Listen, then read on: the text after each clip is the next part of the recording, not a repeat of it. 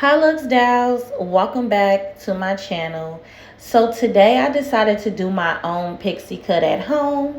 Yes, I did have an appointment, and to sum everything up, I ended up going to my appointment and my hairstylist was completely unprofessional, very rude, and I'm just not having it. I am so sick of going to the salons, paying hundreds of dollars for half-ass service.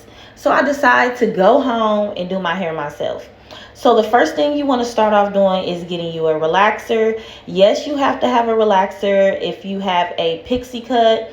Now, granted, you can have a textured shortcut as well if you have a curl pattern that you love to keep but still want that shorter style. You most definitely can have that option as well.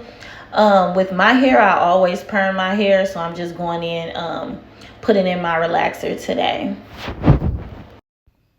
Now, granted, when I did do my relaxer, I did not leave it on long enough to my liking.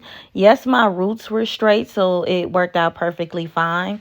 But I definitely would have left my relaxer on a lot longer just to make sure everything got really nice and straight evenly. So now that I washed the perm out, I'm just going to go in. This is my second time washing my hair. I did wash it at the washing bowl first. So that was my second time washing it. After you rinse out the shampoo, I'm going to go in with some jet black Adore dye. I just love my hair jet black. I don't like a off brown kind of color, so I always dye my hair jet black. This is a step you can skip if you don't want to do this. So I'm just going to put this bag on my head and let my hair sit for about 10 minutes. And then I'm going to go in and rinse everything out. Now that I have everything rinsed out, you want to immediately, and when I say immediately, I mean right then and there, put the mousse in your hair. Because if you start to let your hair dry, it's just going to be harder to kind of mold your hair. So I noticed with doing it wet right away, it works out perfectly.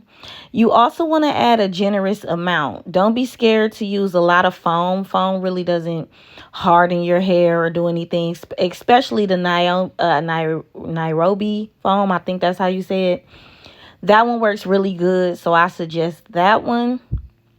Now, originally I was going to do some finger waves, but then I realized who I think I am. I do not know how to do finger waves. So we are going to keep it simple and do these big ocean waves, I like to call it, in the front. So I'm going to start off with my right side, just separating anything. And then I'm going to go to the left and just do two swoops. I like to keep my mold very simple. I am a beginner at this. This is only my second time molding my hair. But I watched a lot of videos on TikTok, so I think I have the hang of it now. Now, I don't like to do a lot of little swirly pieces in the front. I'm not really a fan of that. I do want to do one small one just to give it a little something while I mold it down.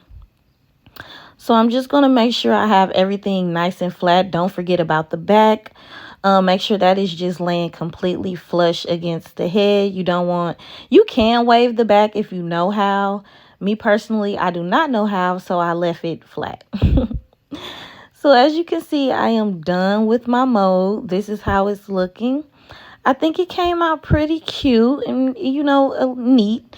I still have practice to do, but like I said, this is my second time. So after you do this, you want to take some wrap strips, and you're just going to start with one going around the very front of your head. That's the main important part. And then the rest you just can put any way that's comfortable for you on your head.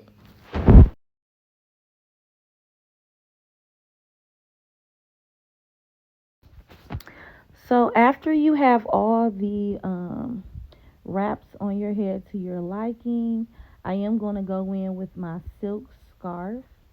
Also, because I am about to go to bed, I'm not going to sit under my hooded dryer. I'm just going to let it air dry. So I'm going to put on my scarf and off the bed I go. And that is the end of the mold. This is part one. Come back for part two on how to style.